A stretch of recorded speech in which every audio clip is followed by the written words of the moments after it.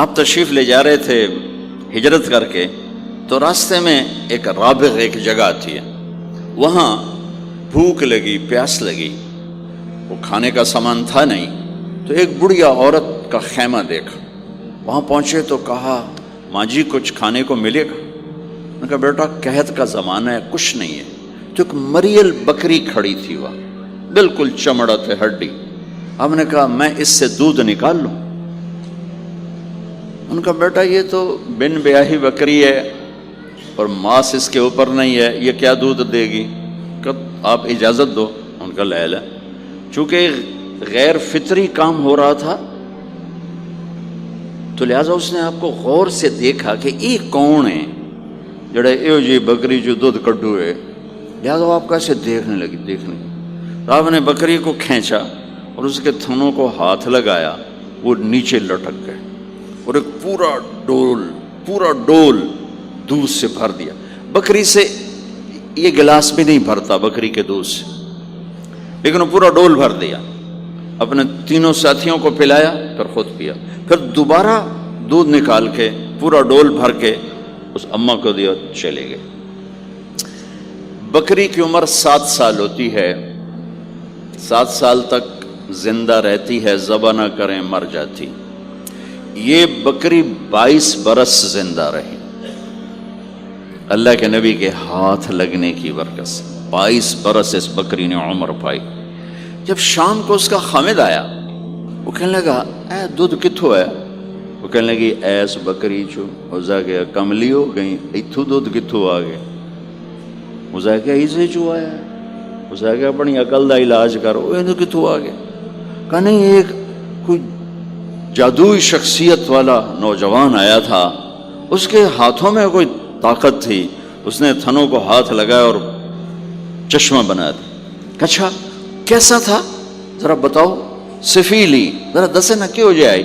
اب اس نے بتایا کہ میں نے کیا دیکھا، اور وہ کمال کیا اس بڑھیا نے کہ آج تک بڑے بڑے علماء ان الفاظ کا ترجمہ کرتے ہوئے تھک رہے ہیں۔ وہ کہنے لگی ابا معبد رأیت رجلا ظاہر الوضاء ابلج الوجه حسن الخلق لم تعبه ثجلا لم تزر به سعلا ازج اقرا وسيم قصيم في عينيه تعج في صوته صحل في لحيته كفافا في عنقه سطع ان تكلم علاه البهاء وان سكت علاه الوقار وهو اندر الثلاثه۔ مجھے بھی ہمیشہ اس کے ترجمے میں تھکنا ہی پڑتا ہے، لیکن مجھے اس کی بڑی ایک تعبیر اللہ نے سجائی۔ کہنے لگے میں اس کا ترجمہ یوں کرتا ہوں، کہنے لگے ابو معبد میں تمہیں کیا بتاؤں، میں نے ایسا انسان دیکھا مجھے لگا جیسے 14ویں کا چاندی کپڑے پہن کے زمین پہ آ گیا، کہ مجھے یوں لگا جیسے 14ویں کا چاندی زمین پہ کپڑے پہن کے اتر آیا۔ کیا حسن تھا، کیا جمال تھا، کیا خوبصورت بھویں تھیں، کیسا ماتھا چوڑا تھا، آنکھیں کیسی حسین تھیں۔ اتعج اشکل احور اہدب اکہل انجل ابرج، میرے نبی کی آنکھوں کے بارے میں 7 الفاظ آتے ہیں، 7 جو میں نے ابھی دہرائے، اور ان 7 کا ایک ترجمہ ہے کہ کائنات میں ایسی آنکھ اللہ نے کسی کو نہیں عطا فرمائی، ایسی خوبصورت آنکھیں اللہ نے عطا فرمائی آپ کو۔ کہ آواز میں جادو تھا، آواز میں جادو تھا، آواز دل کو پکڑتی تھی، گردن لمبی خوبصورت تھی، چہرہ 14ویں کے چاند کی طرح چمکتا تھا، اور براق الثنایا، دانت ایسے خوبصورت تھے، مسکراتے تھے تو دانتوں سے نور نکلتا دکھائی دیتا تھا، جب بولتے تھے تو نور چھا جاتا تھا، چپ ہوتے تھے وقار چھا جاتا تھا، خوبصورت سیاہ کالے بال تھے، نیم گھنگریالے بال تھے، پیٹ نہیں نکلا ہوا تھا، بال نہیں اڑے ہوئے تھے، سیدھا وجود تھا، سیدھا۔ کتنے ہمارے معاشرے کے لوگ ہیں، آپ سجے پاسے بیٹھے ہوں پیٹ کھبے پاسے گئے ہوں، پیٹ کھبے پاسے ہوں آپ سجے پاسے ہوں، تو اللہ نے کھانا حلال حرام بند کیا ہے، حلال کھاؤ. حلال کا بھی طریقہ سکھایا کہ ماں بنتے نہ کھاؤ، بندہ بنتے کھاؤ. اتنا نہ کھاؤ کہ چربیاں چڑھ جائیں. زیادہ کھانا انسانیت نہیں، کم کھانا انسانیت. بیچ میں بات آگے کہہ رہا ہوں. میرے نبی نے کہا سب سے بدترین برتن جسے انسان بھرتا ہے اس کا پیٹ ہے. سب سے بدترین برتن جسے انسان بھرتا ہے اس کا پیٹ ہے. اور اگر تم نے کھانا ہی ہے اور تم کہتے ہو نہیں میں نے کھانا ہی ہے، تو 3 حصے کرو، ایک غذا کے لیے، ایک پانی کے لیے اور ایک ہوا کے لیے. ایک حصہ چھوڑو، ساری زندگی بیماری نہیں آئے گی. لیکن یہاں تک کھانے کے بعد پھر ڈاکٹروں کی چاندی نہیں ہوگی تو اور کیا ہوگا. جب تک یہ بیکریاں ہیں، یہ کولڈ ڈرنکس ہیں اور یہ فاسٹ فوڈز ہیں، صحت مند کوئی نہیں ہوگا. بھوکے رہنے میں اللہ نے صحت رکھی، کھا کھا کے تباہی پھیر دیتے. میٹھا کھانے سے شوگر نہیں ہو رہی، زیادہ کھانے سے شوگر ہو رہی، دبا کے کھانے سے شوگر ہو رہی. اللہ میرے نبی نے کھانے کا طریقہ بھی بتایا، کھانے کی چیزیں بھی بتائیں، کھانے کا طریقہ بھی بتایا، کھانے کے آداب بھی بتائے. کہنے لگی 2 لفظ جو دنیا میں کسی انسان کے لیے استعمال نہیں، میں نے آخر میں چھوڑ دے. کہنے لگی ابو معبد، میں جب اس کو دیکھتی تھی نا تو میرے دیکھنے کی طلب اور بڑھ جاتی تھی، پھر جب دیکھتی تھی طلب اور بڑھ جاتی تھی. وہ جب تک کھڑے رہے میری آنکھ نہیں بھری. وسیم وسیم وسیم. ابو معبد میں جدھر سے دیکھتی تھی حسن ان کا غلام تھا، ہاتھ جوڑ کے کھڑا تھا. قسیم قسیم. قسیم اسے کہتے ہیں جس کو چاروں طرف سے حسن و جمال نے گھیرا ہوا ہو، اور وسیم اسے کہتے ہیں جس کو دیکھ کے نہ دل بھرے نہ آنکھ بھرے. دنیا کا ہر حسن تھوڑی دیر دیکھنے کے بعد خوبصورتی ختم، کشش ختم. ایک ہستی کائنات میں آئی ہے میرے اور آپ کا نبی، جن کو جتنا دیکھا جاتا تھا دیکھنے کا شوق بڑھتا تھا. ام عائشہ بیٹھی کپڑا سی رہی تھی، سوئی گر گئی، تھوڑا سا اندھیرا نظر نہیں آ رہی. ہمارے نبی کمرے میں انٹر ہوئے تو آپ کے چہرے کے نور سے سوئی چمکنے لگی تو آپ نے سوئی کو اٹھایا ہے.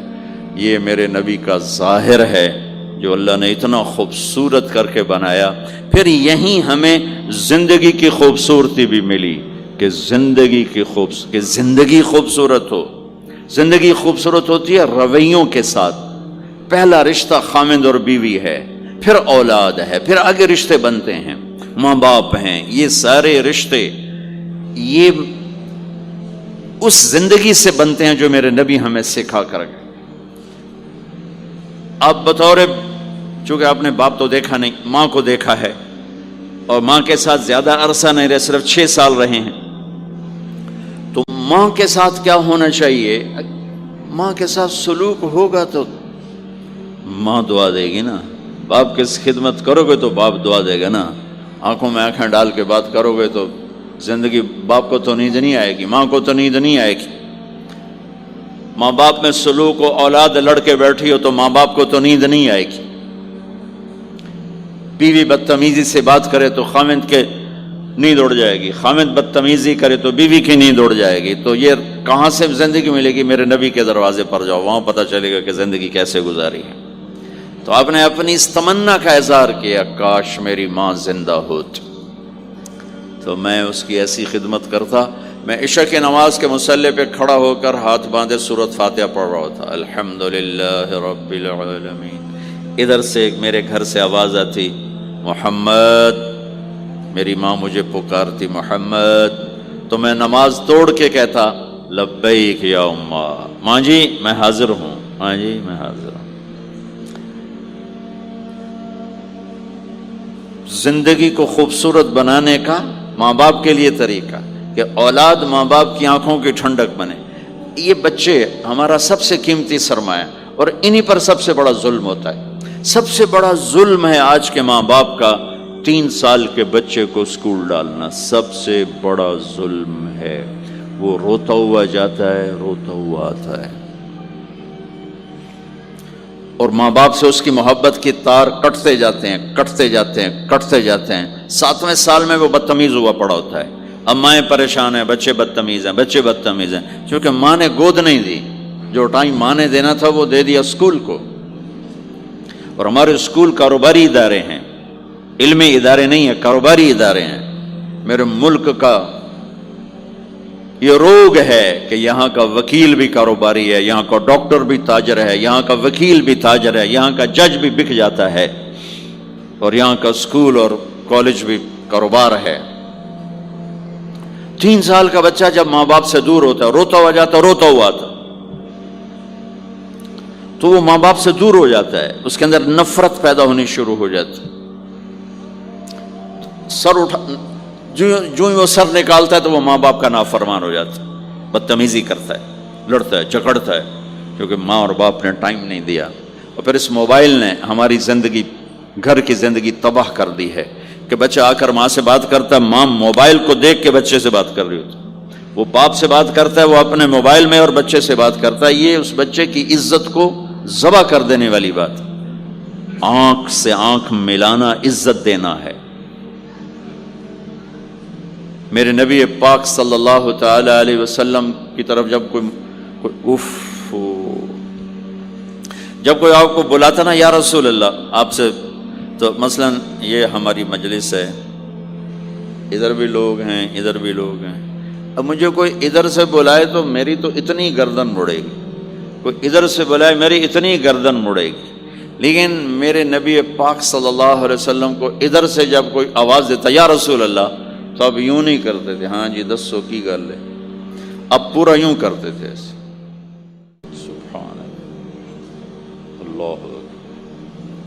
آپ کو ادھر سے کوئی بولا تھا یا رسول اللہ، تب ایسے نہیں کرتے تھے، ہاں جی بولو. اب پورا ایسے مڑ کر پھر فرماتے، جی فرمائیے کیا بات.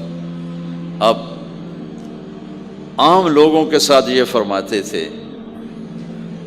ہم تو اپنی اولاد کے ساتھ یہ نہیں کرتے، بیوی خامند کے ساتھ یہ نہیں کرتے، خامند بیوی کے ساتھ یہ نہیں کرتے.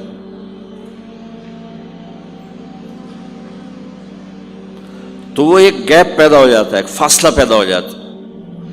تو میرے نبی نے بتایا کہ ماں باپ کے ساتھ کیا کرنا ہے.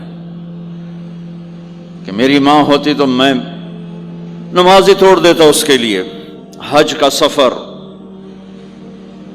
70,000 کا مجمع تقریباً جمع ہو چکا ہے ابوا پہنچتے پہنچتے، اور آپ ایک دم اونٹنی کا رخ موڑو، پہاڑوں میں چلے گئے. میری زندگی سفروں میں گزری ہے، ان میں خوبصورت ترین سفر میرا وہ ہے جو میں نے حضرت اماں آمنہ کی قبر پہ حاضری تھی. پہاڑوں کے اندر آپ اندر تشریف لے گئے، مجمع بھی ساتھ ہو گیا، کدھر جا رہے ہیں، اونٹنی کو بٹھایا. پہاڑ ہے کچھ 40-50 فٹ اونچا، اس کے اوپر قدرتی ایسے ایک پلین بنا ہوا ہے جیسے اللہ نے پہلے سے سنبھال کے رکھا ہوا تھا. اب تو انہوں نے قبر کا نشان مٹا دیا ہے. تو ماں کی قبر کے سرہانے تشریف لے گئے اور گھٹنے اٹھائے، ہاتھ یہاں رکھے اور سر گھٹنوں میں دیا ایسے. یہ پوزیشن ہے چھوٹے بچے کے رونے کی. جب وہ رونا چاہتا ہے تو پھر اپنے پاؤں اٹھا کر یوں کر دیتے. پھر اس کے بعد آپ ایک معصوم بچے کی طرح روئے، اور اتنا روئے کہ آپ کی ساری داڑھی آنسوں سے تر ہو گئی، آپ کا احرام تر ہو گیا، اور اپریل کی دھوپ تھی. اور آپ نے فرمایا میں آج رات یہیں قیام کروں گا. میں وہاں گیا ہوں، وہاں 2 آدمی نہیں ٹھہر سکتے. میرے نبی نے کہا میں یہیں ٹھہروں گا.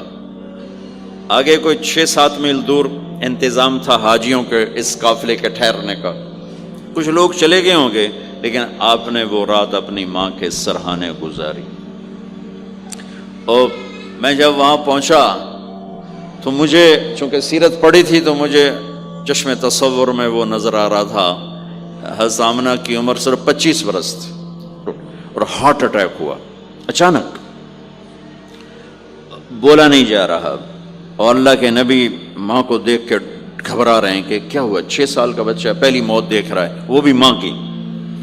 تو مجھے ہارٹ اٹیک ہوا تو بولا نہیں جاتا، بلا رہے ہیں بولا نہیں جا رہا، آواز نہیں نکل رہی، تو بلا رہے ہیں ام ایمن بھی ساتھ ہے، آواز نہیں نکل رہی، لیکن بجھنے سے پہلے شمع کے جو بھڑکتی ہے دو لفظ بولے، کل حی میت و کل جدید بال وقد ولدت طہرا، میرے بچے ہر جوانی ڈھلتی ہے اور ہر زندگی موت کا نوالا بنتی ہے، مجھے لگتا ہے میرا وقت آ گیا ہے، لیکن میں ایک ایسے بچے کو چھوڑ کے جا رہی ہوں جو ساری دنیا کو پاک کر دے گا، پاکیزہ چھوڑ کے جا رہے ہیں۔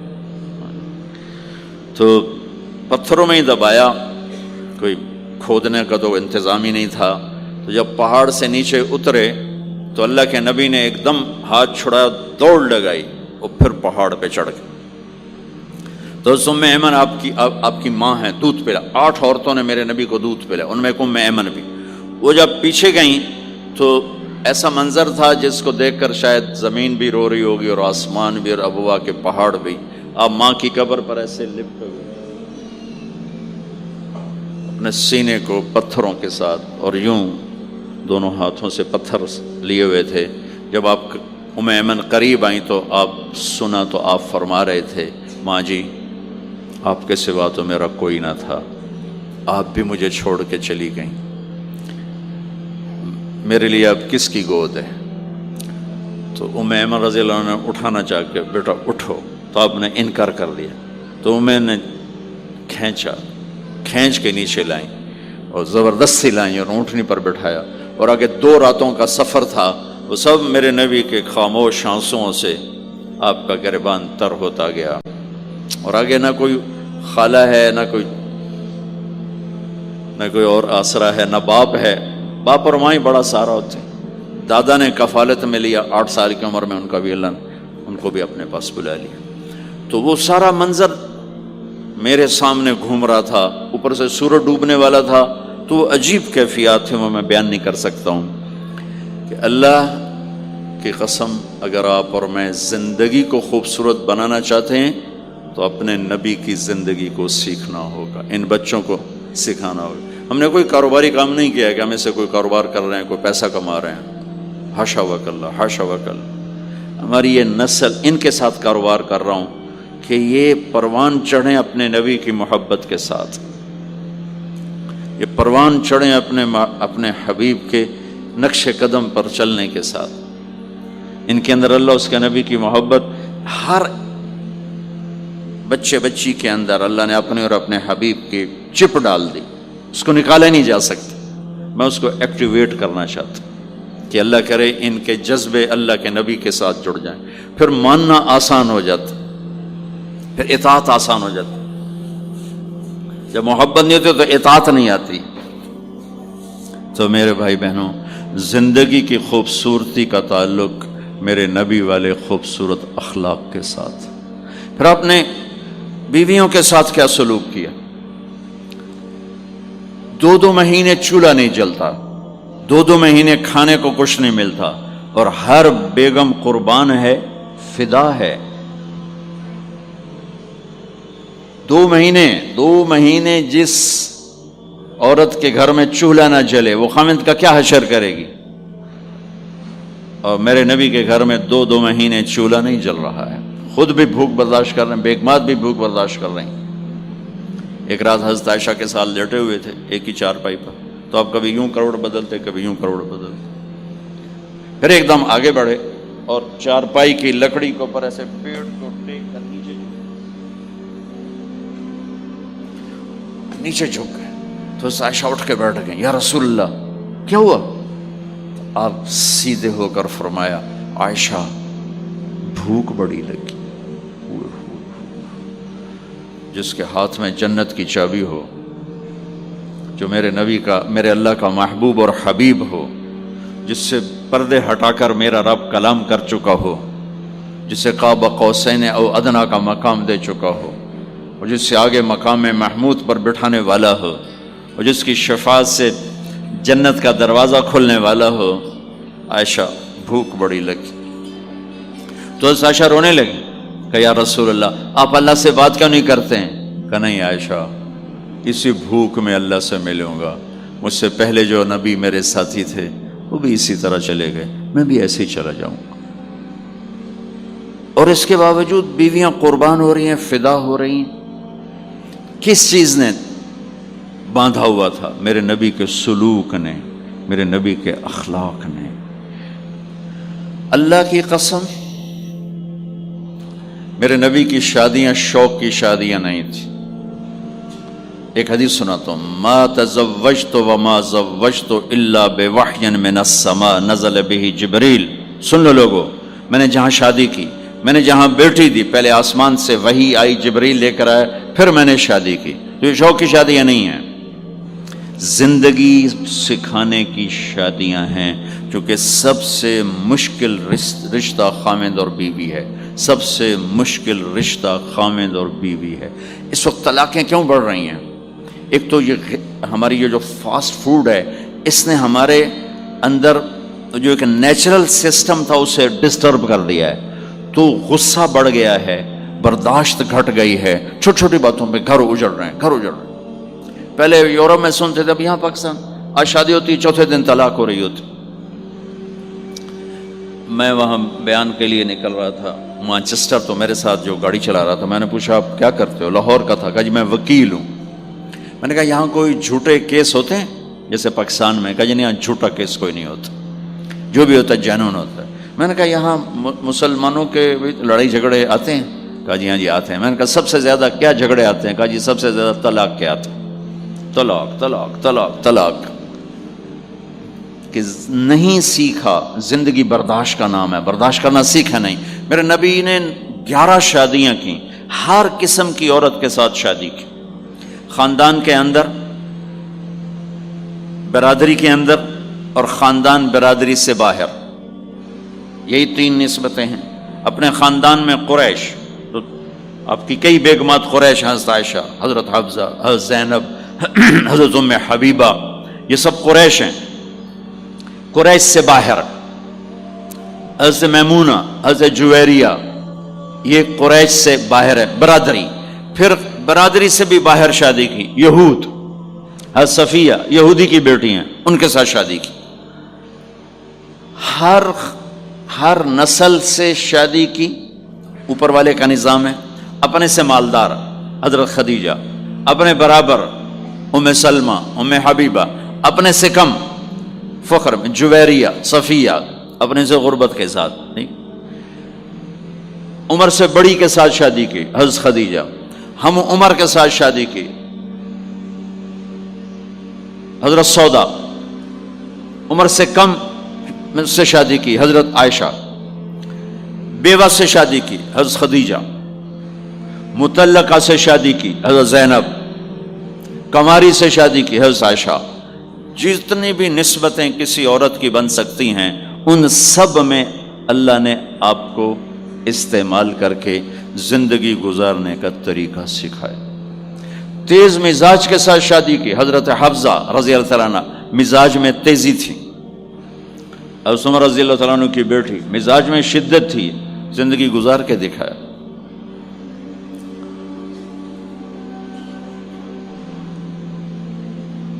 ایک آپ کو حدیث سناتا ہوں، اللہ کی قسم صرف ہمیں سکھانے کے لیے.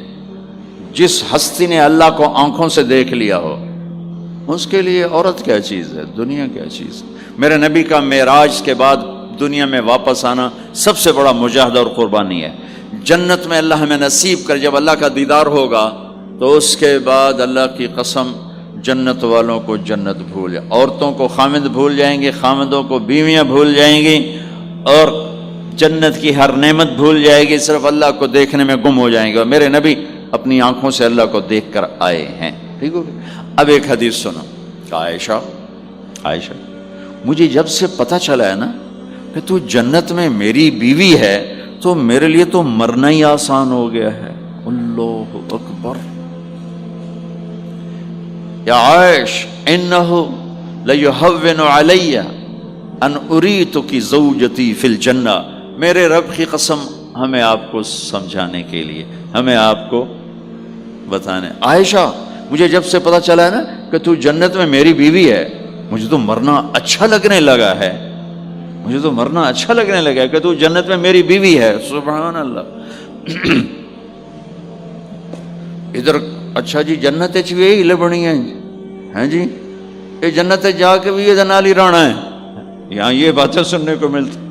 اور میرا نبی کہہ رہا ہے عائشہ مجھے پتہ چلا ہے کہ تو جنت میں میری بیوی ہے تو میرے لیے تو مرنا ہی آسان ہو گیا. سبحان اللہ، کیا خوبصورت، اللہ کی قسم یہ دلداری تھی.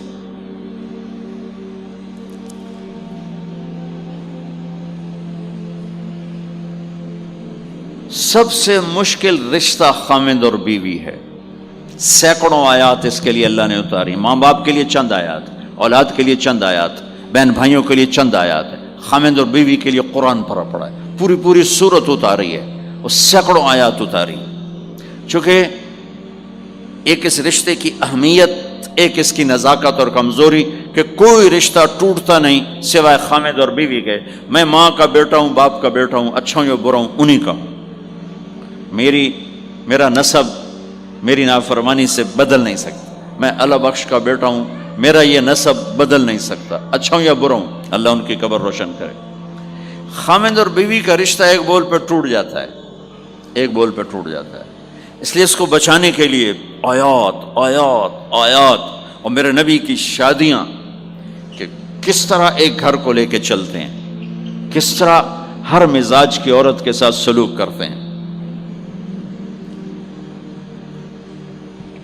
جہاد کا سفر، کاروباری سفر نہیں، میرے نبی کا. اور چلنے لگے، اعلان ہوا کوچ کرو. سب نے سواریاں کس لیں، سامان کس لیا، یوں چلنے کا حکم ہو رہا ہے. اور حضرت عائشہ رضی اللہ نے اپنا یوں دیکھا، اونٹنی پہ بیٹھ گئی تھیں. ہار کوئی نہیں. یا رسول اللہ میرا تو ہار کوئی نہیں، میرا ہار گم ہو گیا ہے، میرا ہار تلاش کریں، ہم پھر چلیں گے. تو میرے نبی کہتے تو وڈی آئی نواب زادی، میں جہاد تے بہ جانا تینوں ہار دی پائے گی، چل اگو لگ. میرے نبی نے کہا چلو بھائی عائشہ کا ہار تلاش کرو. اللہ کی قسم میں جب یہ واقعات پڑھتا ہوں یا سناتا ہوں میں خود حیرت میں ڈوبا ہوتا ہوں کہ کیا کر دیا میرے نبی نے. جہاد کا سفر، اور میرے نبی کا ہار تلاش کرو بھائی. اب سارے ہار تلاش کر رہے ہیں. کچھ دن چھپ گیا اور ہار کی تلاش تو بند ہو گئی اور سفر بھی بند، چونکہ اندھیرے میں کہاں جائیں گے. اور آپ کے ماتھے پہ شکن، عائشہ تیری وجہ سے ساری مصیبت ہے. اللہ دے بندی تو ہار دے مگر پہ گئی، کیڑی گل ہے ہار دی. ایک لفظ نہیں فرمایا. سارے قافلے نے قیام کیا. عشاء تک تو پانی تھا، وضو کا پانی ختم ہو گیا. عشاء مغرب عشاء پڑی اکٹھی تو پانی ختم ہو گیا. اب پانی ختم ہو گیا تو فجر کی نماز آ رہی ہے، پانی کوئی نہیں ہے. تو سارے صحابہ نے ابو بکر پہ چڑھائی کی. ویکھے تیری دھی دے مگر ساڑے نال کی بنی، ہوں اسی نماز کی میں پڑھنی ہے، پانی تو ہے نہیں تو وضو کی میں کرنا ہے. اب ابو بکر کو غصہ چڑھا. اس ایک دم، وہ تو باپ تھے، وہ گھس گئے خیمے میں. آگے دیکھا تو اللہ کے نبی اما عائشہ کی گود میں سر رکھ کے سوئے ہوئے تھے، اور اما جی ایسے بیٹھی تھی، آپ کو سارا دیکھ رہی ہوں. اب بولیں تو خطرہ ہے آنکھ کھل جائے گی، اور غصہ بھی چڑھا ہوا ہے، باپ بھی ہیں. تو اب مجھے دیکھو کیا کر رہے تھے.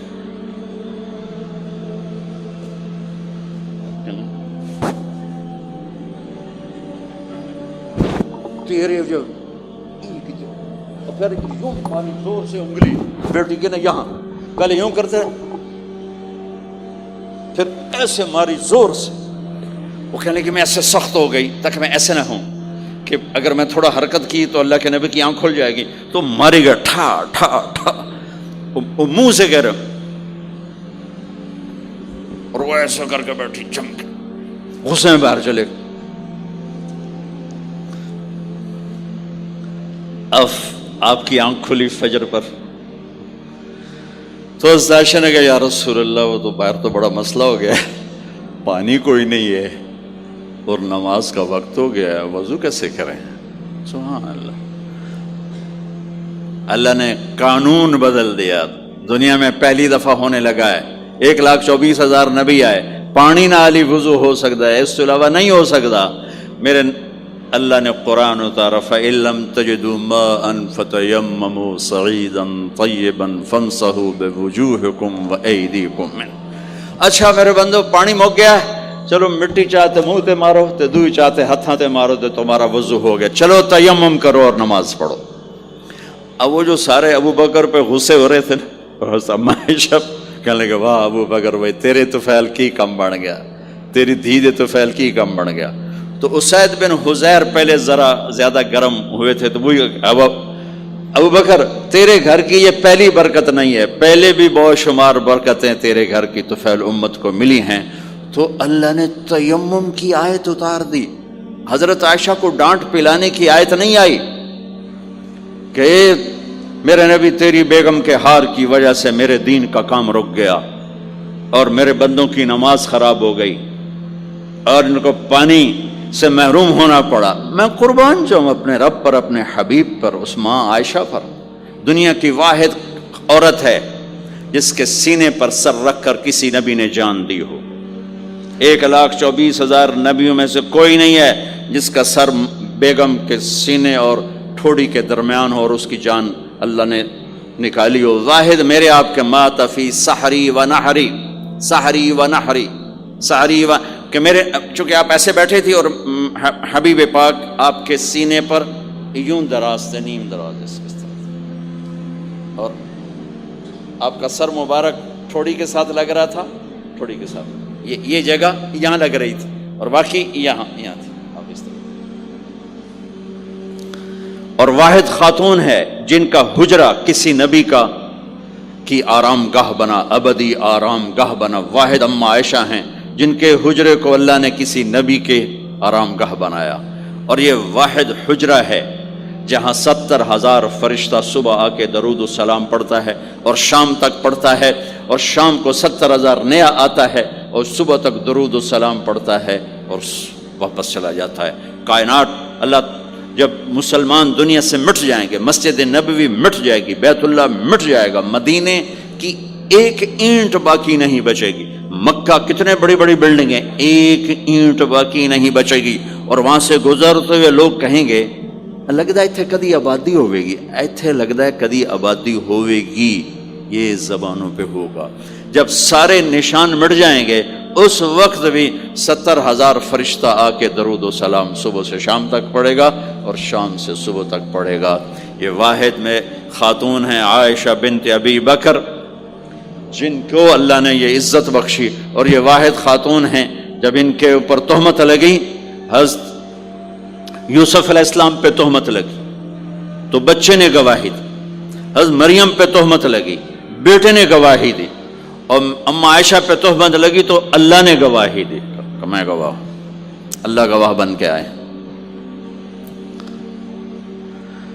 تو اللہ نے کہا تیمم کرو بھائی، سارے خوش ہو گئے، سارے خوش ہو گئے۔ تو حضرت عائشہ نے کہا یا رسول اللہ اب میرا ہار چھوڑ دیں، اب چلیں۔ تب آپ نے کہا چلو بھائی کوچ کرو۔ اس سے زیادہ کوئی دلداری کا واقعہ پیش کر سکتا ہے؟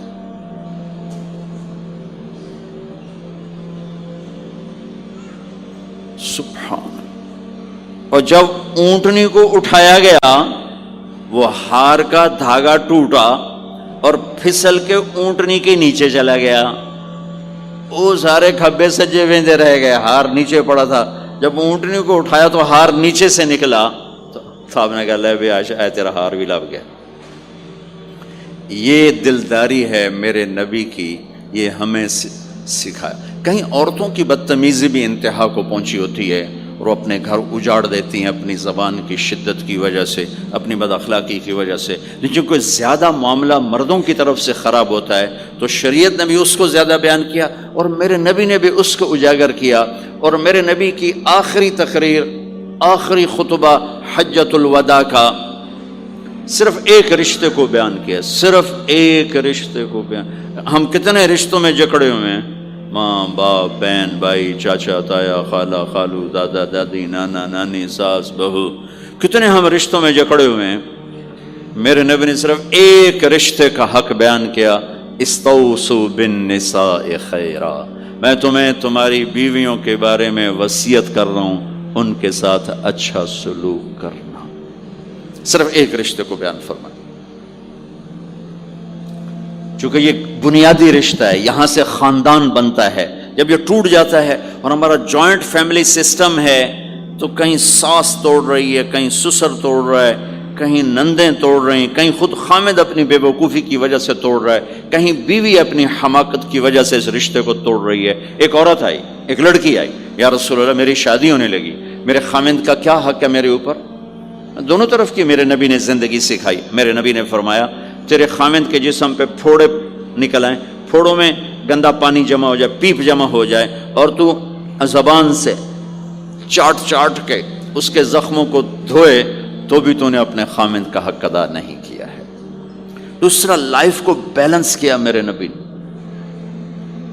کہ ایک گھر کیسے چلتا ہے، وہ کس طرح خوبصورت بنتا ہے، وہ میرے نبی کے اخلاق ہیں. آپ سب سے ایک بات کرتا ہوں، برداشت کرنا سیکھ لیں. صبر آہ نہ کر لبوں کو سی، عشق ہے دل لگی نہیں، سینے پہ تیر کھائے جا، آگے قدم بڑھائے جا، یعنی زبان حال سے کہہ دے کہ ہاں ستائے جا. جو ستاتا ہے چپ ہو جاؤ، جو ستاتا ہے چپ ہو جاؤ. اللہ کی قسم آپ ایسی طاقت بنو گے کہ پہاڑ بھی راستہ دیں گے. صبر انسان کی سب سے بڑی طاقت، صبر انسان کی سب سے بڑی طاقت ہے. صبر انسان کی سب سے بڑی طاقت، الٹا کے رکھ دیتی ہے چیزوں کو. چپ رہنا سیکھ، خاموش رہنا سیکھ، درگزر کرنا سیکھ، تو آپ دیکھیں گے آپ کی زندگی میں کتنا حسن آتا ہے، کتنی زندگی میں مٹھاس پیدا ہوتی ہے. غصہ نکال دینا وقتی ایک راحت ہوتی ہے، اور پھر شرمندگی اور ندامت کے سوا کچھ نہیں ہوتا. اور پی جانا، سہ جانا، یہ آپ کو ایک عظیم و شان ہستی بنا دے گا. آپ کی دعائیں عرش سے جا ٹکرائیں گی. چپ رہنا ان بچوں کو سکھائیں، خاص طور پر اپنی بیٹیوں کو چپ رہنا سکھائیں. کہ میں دکھ سے کہتا ہوں میرے دیس کا سسرالی معاشرہ ظالم ہے، ظالم ہے، ظالم ہے. اس میں نہ کوئی نمازی کی قید ہے، نہ بے نمازی کی، نہ دیندار کی، نہ بے دین کی، نہ کسی پردے والے گھر کی، نہ بے پرد گھر کی. سسرالی معاشرہ بہت ظالم ہے، بہت ظالم. جوائنٹ فیملی سسٹم عذاب بن چکا ہے، عذاب. پہلے ایک رحمت تھی یہ کہ سب کو اپنے حقوق حدود کا پتہ تھا. اب کسی کی زندگی میں دخل دینا یہ ہمارے اخلاق بن چکے ہیں، تو ہم اپنی زندگیوں کو خراب کر چکے، برباد کر چکے. پھر اولاد کے ساتھ کیا کرنا ہے؟ میرے نبی نے حسن حسین کے ساتھ 7 سال گزارے، حسین کے ساتھ 6 سال، حسن کے ساتھ 7 سال علیہم السلام رضی اللہ عنہما. 7 سال میں بچہ سمجھدار ہوتا ہے. ایک نصیحت نہیں کی، ایک نصیحت. 7 سال ایک نصیحت نہیں پائیں گے آپ. اتنے بڑے نبی، اتنا بڑا انسانیت کا بوجھ، اور روزانہ ٹائم نکال کے بچوں کے پاس آ کر بیٹھتے تھے، ان کے ساتھ کھیلتے تھے، کشتی کرتے تھے، اور بھائیوں کو لائن میں کھڑا کر دیتے تھے. تو حضرت جعفر جوانی میں شہید ہو گئے، ان کے بچوں کو عون، عبداللہ، محمد، ان کے 3 بیٹے تھے، ان کو بھی بلا لیتے اور ایسے ان کو لائن میں کھڑا کر کے پھر ایسے بائیں پھیلا، ہاں بھائی آؤ بھائی مجھے پکڑو، کون ہے جو مجھے پہلے ہاتھ لگائے گا، کون ہے جو مجھے پہلے ہاتھ لگائے گا. وہ دوڑ لگاتے، پانچوں کے پانچوں، کوئی سر پہ چڑھتا، کوئی کمر پہ چڑھتا، کوئی گود میں گرتا، اور میرے نبی بیٹھ کے مسکراتے. ایک مجھے بات یاد ہے، صرف ایک یاد، کہ حضرت امام حسن رضی اللہ تعالیٰ عنہ علیہ السلام، انہوں نے صدقے کی کھجور اٹھائی اور منہ میں ڈال لی. صدقے کا آیا تھا مال، تو ایک کھجور اٹھا کے منہ میں، تو ہم کہا بخ بخ بخ، تو ہم نے منہ میں نا انگلی ڈال کے کھجور نکال لی کہ بیٹا ہمارے گھر پہ صدقہ جائز نہیں ہے، اس کو پھینک دو. بس یہ ایک بات مجھے اپنے نبی کی زندگی میں ملتی ہے. ٹائم دیا، محبت دی. کمال کی بات ہے نہیں، اتنی بڑی ہستی ہو اور بچوں کے لیے گھوڑا بنے کھڑے، آؤ بھائی آؤ بھائی. دونوں ہاتھ بھی ٹیک دیے, گھٹنے بھی ٹیک دے, آؤ بھائی میری کمر پہ چڑھ جاؤ. ان کو کمر پہ چڑھایا اور پورے کمرے میں چکر لگا رہے ہیں. اور پھر ان سے کہہ رہے ہیں تمہارا اونٹ کیسا؟ اونٹ متیا سواری کو کہتے ہیں, لیکن عام طور پر متیا عربی میں اونٹ کے لیے بولا جاتا. تو پوچھتے بچوں تمہاری سواری کیسی ہے؟ پھر دونوں بھائیوں کو اتار دیتے اور نواسی حضرت زینب ان کو اٹھاتے اور اپنی کمر پہ بٹھا کر کمرے میں چکر لگا رہے ہیں. یہ مائیں روز ٹھوکی کھلوتے, ایدو تھپڑ.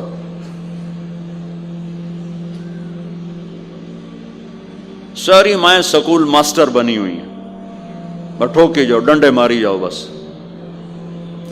ایسی بے وقوف ہیں کہ جتنی محنت یہ کھانے پر کرتے, اپنے کپڑے کو سجانے پر کرتے, اس کا 100واں حصہ بچوں پہ کریں, ان کے بچے جنید بغدادی بن جائیں. ایک سکول کے حوالے کیا 3 سال کی عمر, پھر ٹیوٹر کے حوالے, اکیڈمیوں کے حوالے پوچھو پوتر ان کے روبوٹ ان کدی بھجے جاندے. اے آیا کہ بی آیا؟ اے بی سانو آ برباد کیتا ہے.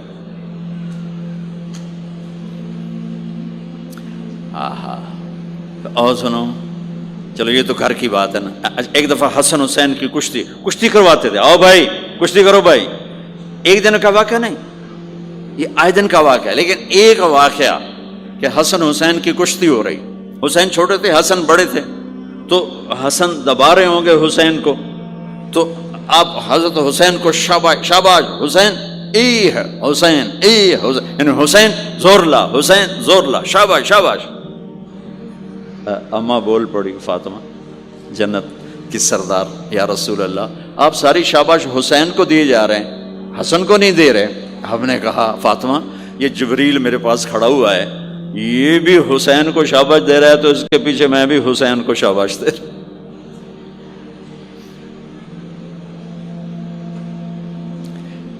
اس سے اور عجیب سنو, آپ فرض نماز پڑھا رہے ہیں, فرض نماز, نفل نہیں, گھر میں نہیں, مسجد میں, اور آپ سجدے میں گئے اور حسن نے چھلانگ لگائی اور کمر پہ جا کے بیٹھ گئے, اور اینجے مندہ کرسی تو ٹھوک کے بیٹھ جاتے.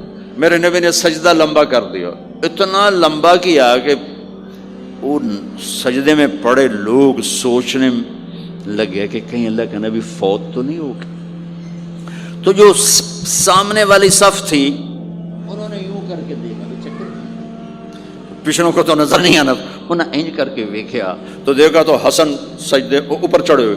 تو ایک صحابی جو قریب تھے انہوں نے ایسے ہاتھ آگے بڑھایا اتارنے کے لیے, تو میرے نبی نے بغلوں سے دیکھا کہ ایک ہاتھ آگے آ رہا ہے, تو آپ نے سجدے میں یوں کیا, میرے بچے کو کچھ نہ کو, جب تک حسن نہیں اترے آپ سجدے میں پڑے رہے.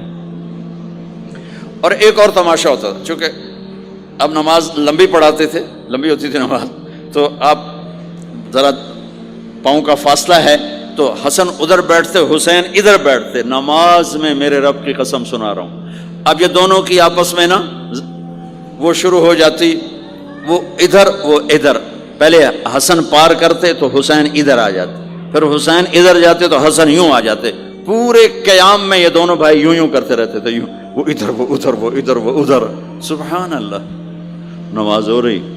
اس سے عجیب سنو, آپ نے اپنی بیٹی حضرت زینب, آپ کی بڑی بیٹی زینب, ان کی بیٹی امامہ کو ظہر یا عصر کی نماز پڑھا رہے ہیں. کہاں بٹھایا ہوا ہے میں پہلے بیان کرتا ہوں, یہاں بٹھایا ہوا ہے علی یدہ, لیکن میں نے اب چند دن پہلے حدیث پڑھی, یہاں نہیں بٹھایا, یہاں بٹھایا ہوا تھا, یہاں کندھے پر بٹھایا ہوا تھا, یہاں علی عاتقہ, اس کو عاتق کہتے ہیں, اور نماز پڑھا رہے تھے. جب آپ رکوع میں جانے لگے تو یہاں سے پکڑا اور آرام سے اس کو ساتھ بٹھایا, پھر رکوع کیا, قومہ کیا, سجدہ کیا, سجدے سے جب اٹھے تو پھر امامہ کو اٹھا کر کندھے پہ بٹھا کے پھر نماز شروع کر دی. 4 رکعتاں میرے نبی انج پڑھائیاں کہ نواسی یہاں بیٹھی ہوئی ہے صرف زندگی سکھانے کے لیے, صرف زندگی سکھانے کے لیے. بچوں کو پیار اتنا دو کہ وہ آپ پہ قربان ہوں. ڈنڈا، سوٹا، تھپڑ، بدتمیزی، ڈانٹ ڈپٹ یہ دوریاں پیدا کر دیتی. بہت چھوٹی عمر میں نے سگریٹ پینے شروع کر دی. کچھ 7-8 سال کی عمر میں نے سگریٹ پینے شروع کر دی. گاؤں میں تھے تو کوئی ماحول تو تھا نہیں، تو گھر والوں کو پتہ چل گیا. تو اب مجھے سگریٹ سے روکنے کے لیے سمجھایا جا رہا ہے. جی کیسے سمجھایا جا رہا ہے؟ میری ماں نے میرا منہ کھولا نہیں کر کے، تو میرے ماسی نے چمٹا نپے تے وچ انگارا ہے تو این کر ٹھوکاں تیرے منہ وچ، ٹھوکاں تیرے منہ وچ. یہ مجھے سگریٹ سے روکا جا رہا ہے. جی مجھے منظر نہیں بھولتا، میری ماں نے دونوں ہاتھوں سے میرے جبڑے یوں کھینچے اور میری ماسی نے انگارا چمٹے میں ڈال کر پاما تیرے منہ وچ، پاما تیرے منہ وچ. پینے کا سگریٹ، او میں نہیں پیندا، او میں نہیں پیندا. ٹھیک، باہر نکل کر میں نے پہلا کام سگریٹ سلگایا. اور میرے چھوٹے بھائی نے دیکھ لیا میری مصیبت تیربیاں. وہ مجھ سے بھی 2 سال چھوٹا، 5 سال تھا. میں 7 سال اور 5 سال. میں کہتا میری شکایت لاوے گا. میں کہا تلی تلی دیا میں نے سگریٹ اس کے منہ میں لگایا. تو بھی پی، میں بھی پینا، تاکہ یہ میری شکایت نہ لگائے.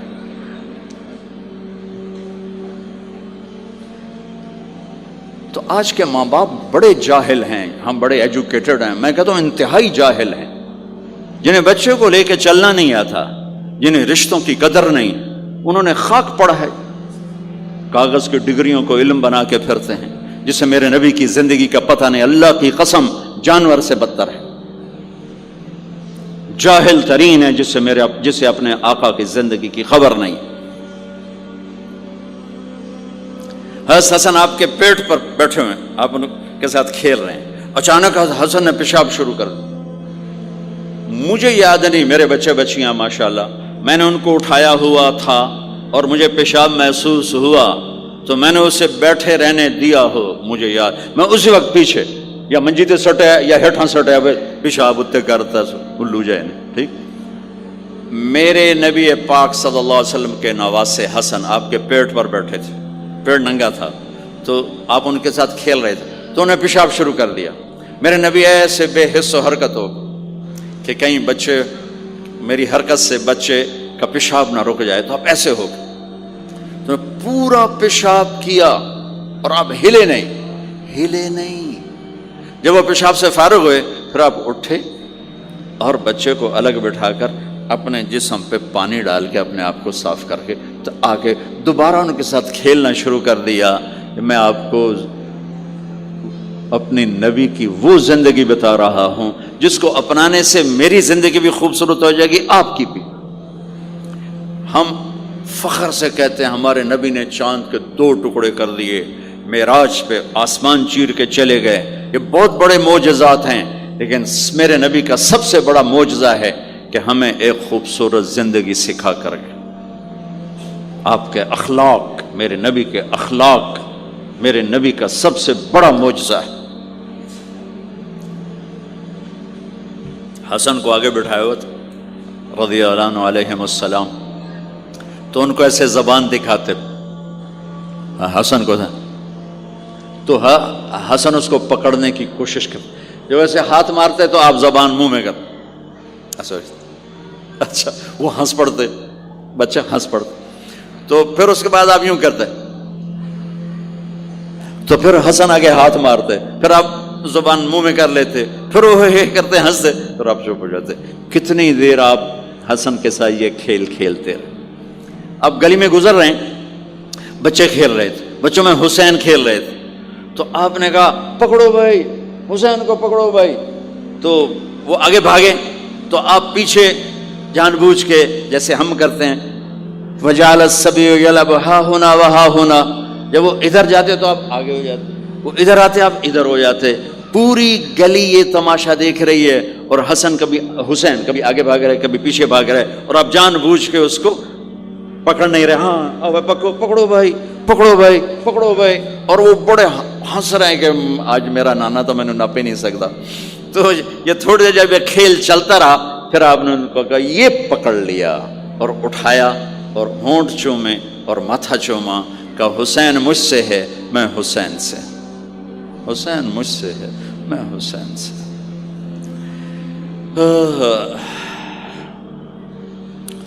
میرے بھائی بہنوں عزیزوں، اسلام ہی تو خوبصورت زندگی سکھاتا ہے، وہی ہم نے بھلا دیا. کپڑے کیسے ہوں، ٹائی کیسی ہو، کوٹ کیسا ہو، گاڑی کیسی ہو، کھانا کیسا ہو، لباس کیسا ہو، سواری کیسی ہو، گھر کیسا ہو، ڈرائنگ روم کیسا ہو، میچنگ کیسے ہو. بھلا اس کو زندگی تھوڑا ہی کہتے.